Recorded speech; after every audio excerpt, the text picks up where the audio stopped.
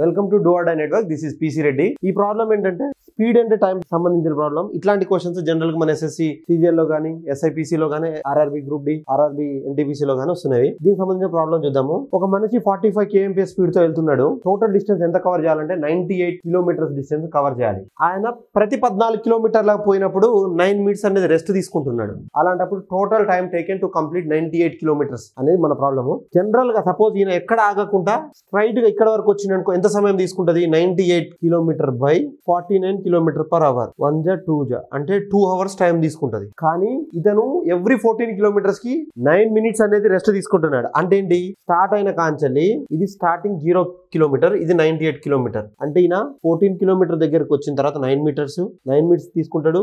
28, 42, 56, 70, 84 అంటే అతను ఎన్నిసార్లు ఆగుతున్నాడు?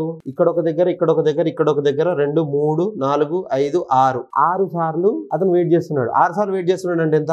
9 into 6 ఎంత? 54 మినిట్స్ వెయిట్ చేస్తున్నాడు అన్నాడు. అంటే దీని టోటల్ టైం టేకన్ ఎంత? అంటే దీని డైరెక్ట్ కూడా ఇంకో సాల్వ్ చేయొచ్చు. ఎలా అంటే 98/14 ఎంత? 1 జా 7 జా 7 వచ్చింది. 7 - 1 అంటే 6 టైమ్స్ రెస్ట్ తీసుకుంటున్నాడు అతను.